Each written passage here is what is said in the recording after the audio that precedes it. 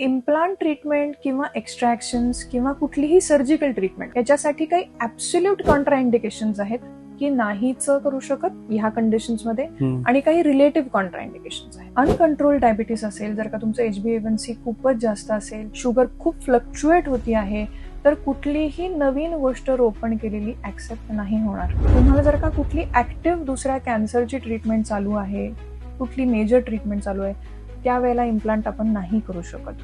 खूप जास्त inflammatory conditions आहेत, सूज आहे बाबा, खूप इन्फेक्शन्स आहेत तोंडामध्ये, कुठलीही नवीन रोपण बॉडी ऍक्सेप्ट नाही करणार. आत्ता हार्ट अटॅक येऊन गेलेले पेशंट आहात आणि उद्या माझ्याकडे दात बसवायला आलात, that is not the right time to think about doing implants. But relative contraindications म्हणजे बाबा की तुमची पुअर ओरल हायजीन आहे म्हणून दात हलता आहेत, इम्प्लांट करू शकतो का? तर करू शकतो. डायबिटीस आहे, कंट्रोल्ड आहे, माझं गोळ्या बिळ्या सगळं शिस्तीत चालू आहे, इम्प्लांट करू शकतो.